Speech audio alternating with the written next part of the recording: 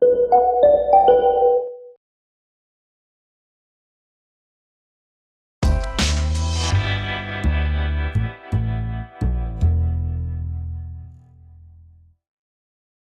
muchas gracias, muy buenos días a todos, muy amables por esta invitación y agradecer también a los antecesores que ya han avanzado bastante de este tema. Queremos compartirles desde la Oficina de Colombia, de la Organización Panamericana de la Salud, la experiencia que adelantamos en el país en torno a la preparación del sector salud en relación a la activación que tuvimos en 2023 del volcán Nevado de Ruiz, que es uno de los volcanes, digamos, más icónicos de nuestro país. Mencionarles que la Organización Panamericana de la Salud ha venido trabajando en este tema. La organización, para los que de pronto no lo tienen presente, hace parte del sistema de las Naciones Unidas y es la organización pues, más antigua del sistema, especialista en los temas de salud. Tenemos un departamento que es el Programa de Emergencias en Salud,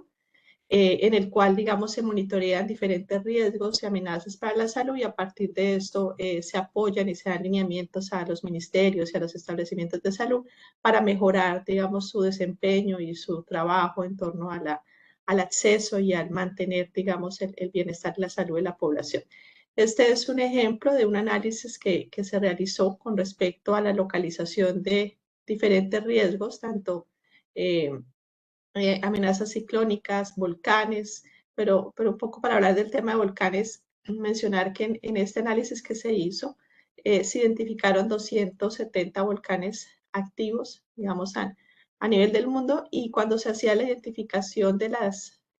exposición de establecimientos de salud,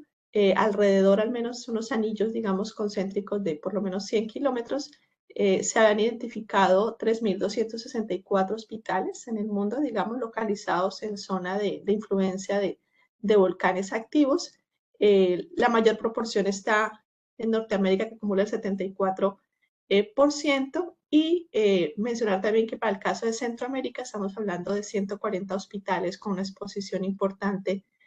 a este tema volcánico, y creo que un poco por eso también este tema se suma a lo que han mencionado mis antecesores. Es un tema importante a considerar y a hablar. Para el caso de Colombia, mencionarles nuestro país es un país también de volcanes. Al momento se han identificado por lo menos 50 volcanes activos. De estos, más o menos 25 cuentan con un sistema de monitoreo que ha ido mejorando y ampliándose cada vez más. Actualmente tenemos 21 de estos que están activos, algunos en estado de reposo o para acá un poco de acuerdo a la escala en estado verde, y otros con algunos comportamientos un poco más o mayores comportamientos, que es como el estado amarillo en el que están también en ese segundo nivel. Y el volcán Nevado del Ruiz, que queda localizado acá, digamos, en la zona centro-oriente del país, entre los departamentos de Tolima y el departamento de Caldas, mencionarle que está, digamos, dentro de los volcanes con mayor peligrosidad en el país, con un antecedente bastante complejo, por allá en el año 85, donde murieron poco más de 20.000 personas luego de una erupción, y en los cuales, digamos, por eso cuando se dio la activación el año pasado, pues fue también bastante proactivas las acciones y la preocupación, porque ya se conocían un poco los antecedentes de este volcán, los daños y la posibilidad todavía de afectación en la zona. Este es el mapa de amenaza del volcán Nevado del Ruiz. Mencionarles que está es un volcán nevado y está a una altura de 5.321 metros sobre el nivel del mar, con influencia en 20 municipios o municipalidades y 5 departamentos, de acuerdo a nuestra distribución geográfica. En el mapa, si vemos un poco la circunferencia, inicialmente acá rosa, la veo yo acá un poco rosa, son las zonas donde, digamos, se concentran los mayores diámetros. Para el caso de ceniza, que es el tema que ustedes han venido tocando, estas partes en circunferencia roja, en las zonas donde se espera, de acuerdo al mapa, que puedan caer los mayores diámetros con respecto a esta ceniza. Por supuesto, esto está establecido teniendo en cuenta la dirección del viento, eh, más o menos de la zona, que tiene cierta estabilidad, pero que por supuesto estas circunferencias pueden ir rotando dependiendo en el momento que se dé el evento hacia dónde esté la dirección del viento. un segundo diámetro, que es esta zona o esta circunferencia alrededor naranja, que es un diámetro intermedio, y esta zona amarilla es un poco más o menos diámetros entre 1 milímetro, acá estamos hablando de un poco más de 10 en esta zona, hacia acá más o menos entre 3 y 5 milímetros los diámetros un poco de la ceniza. Por supuesto, el volumen de la ceniza, la cantidad y esto siempre nos han explicado va a depender de la altura de la columna y de la dirección del viento que es ese momento. Y como lo explicaban hace un momento, por supuesto, si esto se asocia a lluvias, pues suele ser mucho más complejo por la consistencia que va cambiando. Pero para el caso nuestro, el volcán también tiene unas zonas importantes de lahares, que son estas zonas un poco rojo más intensas, que de presentarse, pues además desciende por los diferentes ríos y pues eso es parte de la afectación. Nosotros iniciamos todo este ejercicio de activación el año pasado, el 30 de marzo, que fue el cambio de actividad que se dio, pasando de nivel amarillo a naranja o nivel 2, que es, digamos, una lógica de que puede erupcionar en días o semanas. Contarles que parte de los ejercicios que se adelantaron desde el país, en conjunto en el marco del Sistema Nacional de Gestión de Riesgo, que lidera la Unidad Nacional de Gestión del Riesgo y del cual participa el Ministerio de Salud y Protección Social y la Organización Panamericana en apoyo, digamos, al Ministerio de Salud. Parte de lo que inicialmente se identificó fueron las zonas de mayor riesgo. Para el caso, esta es, digamos, una toma cercana al cráter del volcán. Se hablaba de que estas zonas podrían tener la presencia por lo menos de 8 fenómenos entre corrientes de densidad, lahares, avalanchas, proyectiles, flujos de lava, ondas de choque y caída de piroclastos. De cierta manera, el evento menor, de cierta manera, es la caída de piroclastos, son ceniza, como también es reconocido, pero por supuesto los que están más cerca al volcán, de nuevo, pues la dimensión de la partícula, inclusive la temperatura y el volumen, pues puede hacer mayor daño y puede tener una influencia bastante importante. Dado que estos territorios tenían la posibilidad ante esta activación que se hizo, los tiempos, por supuesto, en los volcanes son muy diferentes y estuvimos en esta activación básicamente 90 días que duró este proceso y se da todo el tema de incertidumbre en qué momento se va a dar. Se planteó hacer en este inicialmente circunferencia o en este radio de 15 kilómetros una evacuación preventiva considerando varios municipios de la zona donde de presentarse el evento tendrían menos de una hora para poder evacuar y estos, pues, para los que no conocen nuestro país, son zonas rurales que la evacuación o las vías o los tiempos de salida, pues, son bastante complejos por las particularidades de la dispersión, por los temas de estado de las vías y lo que hablábamos ahora, obviamente la ceniza, además,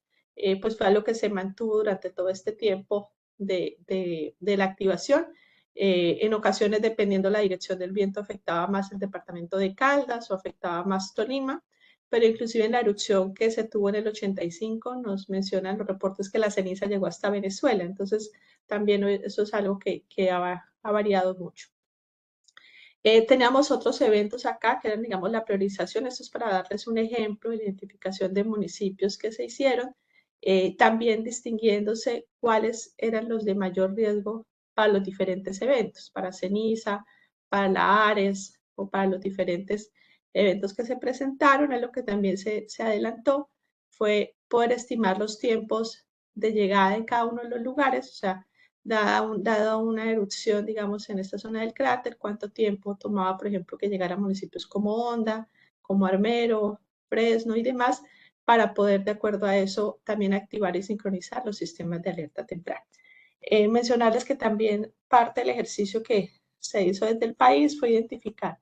los diferentes eventos que se presentaron, los diferentes municipios, la población, inclusive se llegó al nivel de vereda o caserío para poder identificar cada uno de estos sitios y poder que estos mapas de amenaza, que en ocasiones son complejos de entender por la comunidad, fueran un poco más sencillos y pudiera existir una mayor comprensión del riesgo.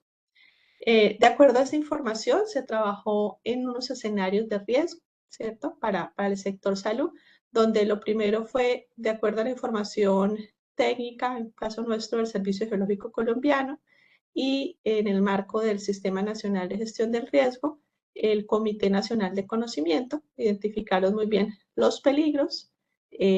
los efectos negativos de estos peligros, haciendo una comprensión a partir de su manifestación en términos de temperaturas, de características, de volúmenes, de pesos, de tener muy bien identificado esto. Lo siguiente fue establecer los efectos negativos, como lo mostraba el doctor García, con respecto a cada uno de estos efectos, para el caso nuestro desde la salud, pero pues los análisis se hicieron para cada uno de los sectores. Nosotros un poco más desde los temas de salud, y poder a partir de esos efectos negativos identificar el tema de la localización, ¿no? Porque para nosotros era muy importante, además de poder establecer si establecimientos de salud, por ejemplo, estaban en estas zonas que requerían una evacuación preventiva, ¿cierto? Y que la evacuación preventiva se aplicó para cuando se tenían menos de una hora para lograr hacer la evacuación. Y lo otro era poder establecer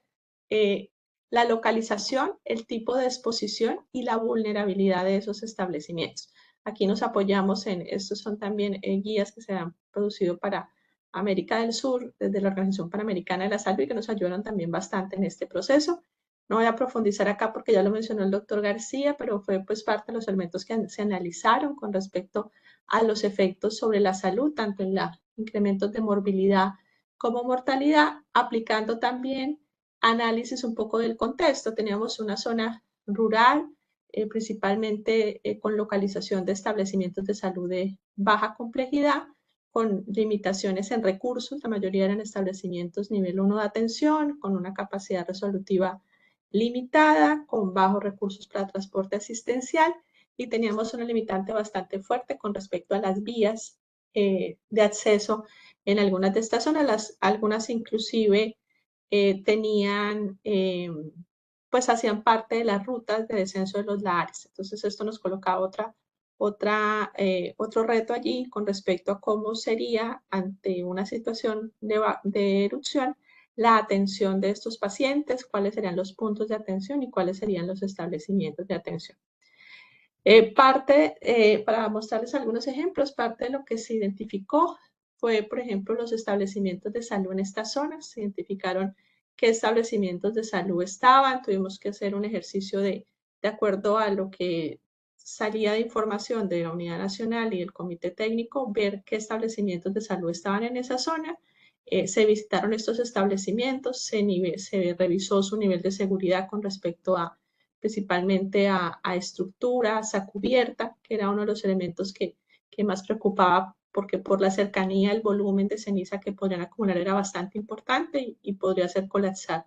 las cubiertas de esos establecimientos, muchos de esos establecimientos muy antiguos. Entonces eso también representaba un reto allí importante. Y pues se veía también la capacidad de esos establecimientos para ser autónomos en términos de energía, de agua, de oxígeno y de otros recursos necesarios para poder brindar la atención de manera inicial. Asimismo, se identificaron los establecimientos de salud que podrían quedar bloqueados o aislados, decimos nosotros, por el caso de los lahares o estas avalanchas de flujos que bajan por los ríos, dado que no podrían hacer evacuaciones de pacientes, pero además tampoco podrían abastecerse como lo hacen periódicamente de medicamentos, oxígeno y demás. Entonces también se hizo esa identificación. Este es un poco un ejemplo del listado de establecimientos identificados desde el punto de vista de la afectación por ceniza, que incluía tanto el incremento de la demanda de servicios ante las afectaciones que pueda generar la ceniza. Además nos coincidió con que este periodo para nosotros era de pico respiratorio, entonces los servicios de urgencia tenían un uso importante y esto se sumaba a esa situación, y las posibles afectaciones en techos, bajantes de agua, a razón de la caída de piroclastos. Con respecto a eso, pues el equipo de Colombia, la Organización Panamericana de la Salud, en apoyo al Ministerio, estableció un sistema de comando de incidentes. Se establecieron unos roles principalmente en acciones, uno en torno a las medidas de salud pública, salud mental, agua y saneamiento, los temas de toxicología, que también fue un tema importante para esta situación. los temas de atención médica, la organización de servicios, los temas de agua y saneamiento en hospitales, lo relacionado a inteligencia epidemiológica, coordinación intersectorial y funciones, digamos, transversales y de apoyo a cada uno de los 5 departamentos y 20 municipios de la zona. En general, adelantamos un plan de acción y estamos ya finalizando la edición del informe de lo que fue esta emergencia, que por supuesto, si es de utilidad para ustedes, podemos compartirlo. Básicamente, estas fueron las líneas de trabajo. Uno, el tema de gobernanza y gestión del evento. Cuando se dio la activación del volcán, nosotros estábamos, es casi hace un año precisamente, porque estábamos para el tema de Semana Santa en Colombia, que coincidía con las fiestas un poco locales en el departamento del Tolima, que es el departamento que más municipios tiene expuestos. Se adelantó también una línea en todos los temas de vigilancia en salud pública y gestión de información,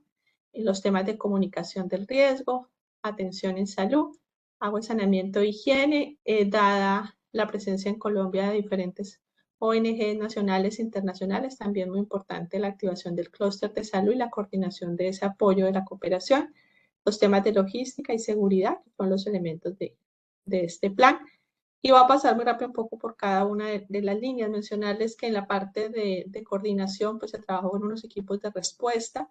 multidisciplinarios orientados a poder apoyar el trabajo en cada uno de los territorios. Tuvimos análisis,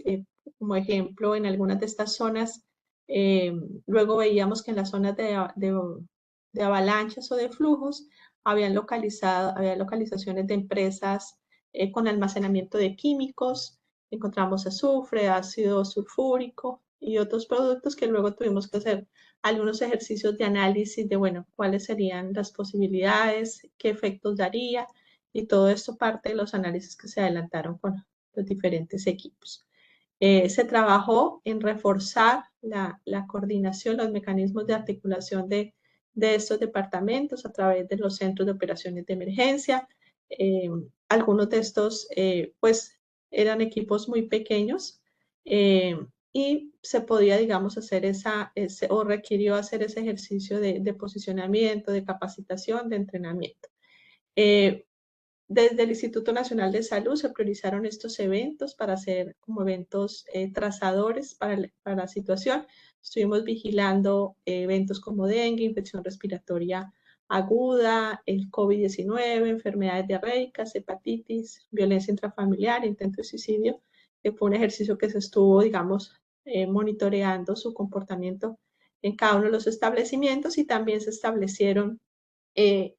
digamos, los parámetros y se ajustaron, se capacitó también el personal, formularios, para poder, en caso de que se diera la erupción, hacer esta vigilancia sostenida en caso de que se implementaran alojamientos temporales.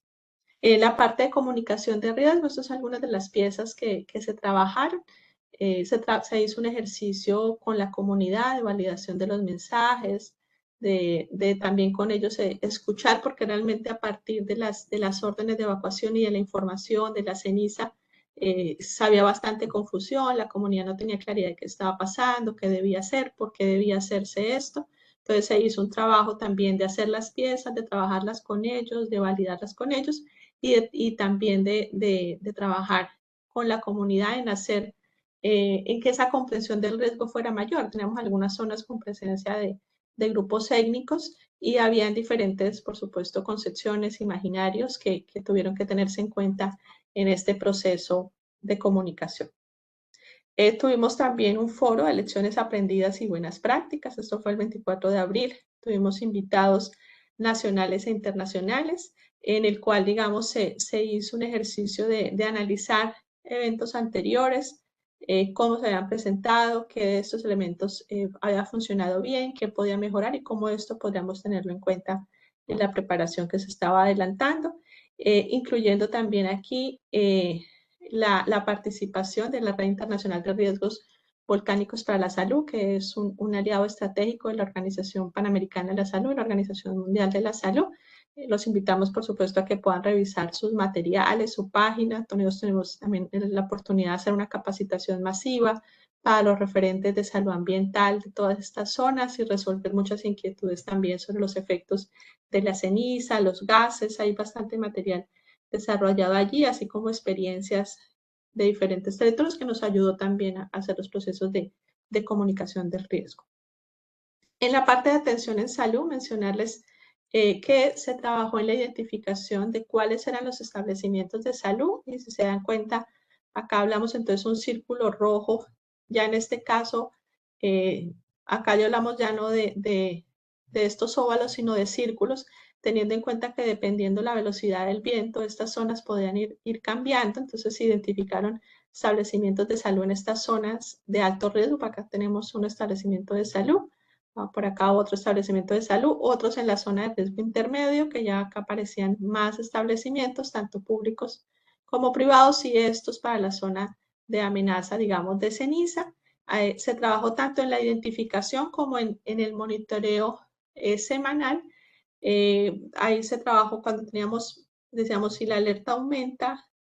se hace 2 veces a la semana, o sea, dependía un poco la periodicidad de esto, en los cuales medíamos en tiempo real cómo estaba la disponibilidad de camas, cómo estaba la disponibilidad de personal, en términos de componentes sanguíneos, oxígeno, combustible para la planta eléctrica y otros elementos que se identificaron necesarios para que esas instituciones continuaran siendo resolutivas y poder tomar acción sobre esos. Esto se hizo teniendo en cuenta también algunos elementos de hospital seguro, que en varios de esos sitios se había hecho la evaluación, pero no teníamos los datos en tiempo real, entonces se aplicó como un mecanismo de seguimiento semanal, y a partir de eso nos da una semaforización. Entonces, los que aparecían en rojo, en naranja, serían los establecimientos en los cuales se haría el ejercicio de hacer un mayor seguimiento o tomar una acción para mejorar su disponibilidad, de manera que esta institución estuviese lista para prestar la asistencia en salud. Trabajamos también en la capacitación, se trabajó con las instituciones en identificar esos riesgos, en identificar inclusive el personal de salud, porque muchas veces el personal de salud labora en otro lugar o se desplaza de un sitio a otro, que pudiesen identificar que estuviesen en zonas seguras para poder contar con este personal, identificar también las rutas de traslado de pacientes, los sitios de referencia, y poder trabajar en que esos planes, que de cierta manera se tenían por establecimiento de salud, también se articularan como región,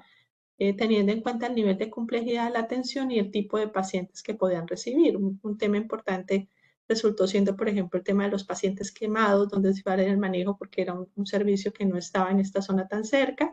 Identificar también cómo podrían ser esos planes de apoyo y ayuda mutua entre establecimientos de salud. Se trabajó con ellos también en reforzar los temas de triaje de emergencia, porque gran parte, digamos, de lo que estaba muy claro era el triaje de la urgencia, pero de trabajar ese triaje de emergencia, la expansión hospitalaria, la identificación e implementación de los centros de operaciones de emergencia, de poder hacer estos ejercicios también de simulaciones para ese trabajo y esa complementariedad como red de servicios, ya no solo como establecimiento. En varios establecimientos aplicamos también la metodología STAR en términos de fortalecer ese análisis de riesgos, porque lo habíamos realizado de manera previa y muchos no habían identificado cómo los temas volcánicos o los efectos de una erupción volcánica podrían afectarlos. Tuvimos ahí que hacer un ejercicio adicional para fortalecer el conocimiento y análisis de riesgo, porque a partir de esto es que ellos se realizan precisamente el plan de emergencias. En unos municipios se priorizó también una herramienta que tiene la organización para los sistemas de emergencias médicas, entonces estuvo también trabajando en esto de manera que pudiese fortalecerse la gestión de las ambulancias. Trabajamos también en la identificación de posibles equipos médicos que pudiesen brindar atención clínica en caso de que se presentara una erupción, y algunos de los establecimientos de salud de los que les mostramos un poco en el mapa amenaza quedara fuera de funcionamiento. Gran parte de los establecimientos de las zonas más cercanas tenían problemas digamos, de autosuficiencia, pero además de que sus cubiertas realmente soportaran una caída de cenizas importante como la que se había identificado podía presentarse. En los temas de agua y saneamiento, pues fue otra línea para nosotros muy importante. También se trabajó en esa identificación de los acueductos. 100% de los acueductos de esta zona son acueductos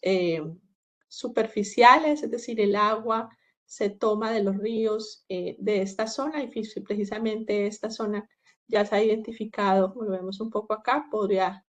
ante la caída de ceniza de diferentes diámetros, pues iba a estar contaminada, así que este fue un tema muy complejo, digamos que tenía, uno era mejorar la disponibilidad para mejorar la disponibilidad de agua en los establecimientos de salud para que tuvieran un mayor tiempo, digamos, de soporte hasta que pudiesen recibir ayuda externa. Y lo otro era poder identificar fuentes alternas de suministro, dado que pues era muy posible que se contaminaran y ya en algunos sitios estaban analizando cambios en la calidad del agua por la ceniza que estaba cayendo.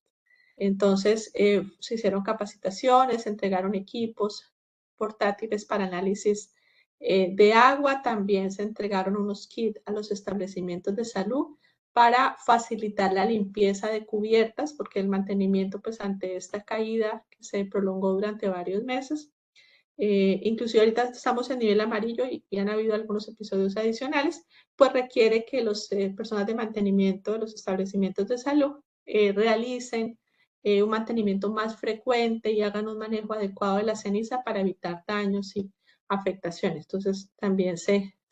estuvo trabajando en esto, algunos ejemplos de equipos, de material educativo, se hicieron procesos de formación para el personal de salud ambiental, los encargados de agua y saneamiento en los territorios, y esto a partir de la entrega de equipos también se facilitó que ellos puedan estar reportando de manera periódica los análisis que estaban dando con respecto a la calidad del agua, las modificaciones en términos de acueductos, que esto es un tema también que la organización, bueno, por ejemplo, lo vamos a mencionar acá, pero se ha realizado también en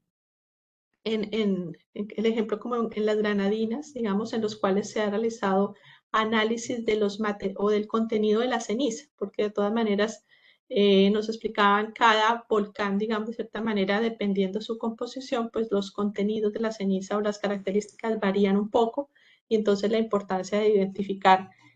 los materiales y poder también tener esto en cuenta en los análisis. Con respecto bueno, mira un poco ahí la pregunta de que si tenemos semáforo para los países. Nosotros lo establecimos para Colombia, teniendo en cuenta las capacidades, como decíamos, de hospital seguro, de acuerdo si se cumplían los parámetros, de acuerdo a esto nos daba si estaba a nivel rojo, verde, naranja, de acuerdo a la disponibilidad. Se hizo un ejercicio con las agencias de cooperación como Cruz Roja, Save the Children, Médicos del Mundo, UPA y demás, que tenían la posibilidad de apoyar la emergencia, de poder identificar con ellos sus capacidades, apoyos. Algunos de ellos se desplegaron a los territorios, tuvimos mesas de coordinación, de manera que esto pues fuera un apoyo y una contribución a las situaciones, digamos, o necesidades que se estaban presentando. Asimismo, en términos de logística, se desplegó todo un equipo en términos de identificar sitios de almacenamiento, condiciones, implementación de herramientas para inventarios. No me demoré mucho por aquí. El tema de telecomunicaciones también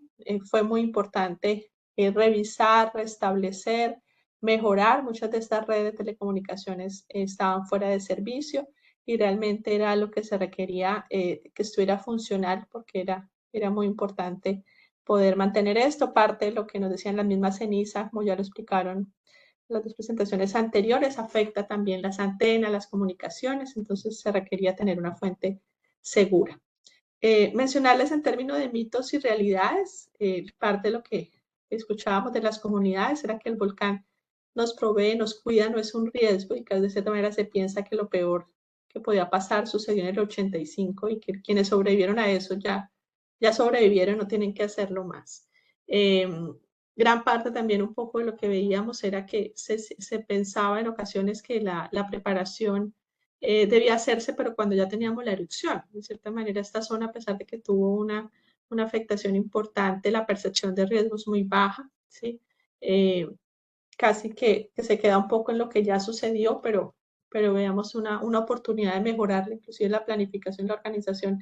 a partir de esos escenarios de riesgo que han cambiado, pero que siguen muchos elementos allí expuestos y vulnerables. Importante también mencionar este proceso de activación estuvo 90 días. Lo que veíamos también se sumaba a los temas un poco de cambio de gobierno,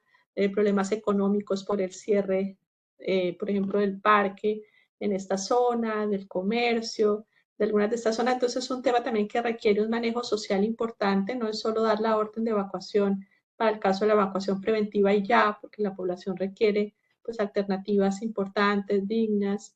para poder hacer una evacuación de ellos e inclusive de sus animales. Muchas de estas zonas son zonas de pastoreo, que requieren también decir el cuidado y la protección de los medios de vida para garantizar que esas evacuaciones se den. Entonces creería que un poco el tema ahí es importante pues caracterizar la población, sus medios de vida y tener esto en cuenta tanto en los temas de comunicación como en los temas de análisis de riesgo, y de apoyo y de trabajo con la comunidad para que esto pueda darse. Yo pararía un poco acá. Muchísimas gracias.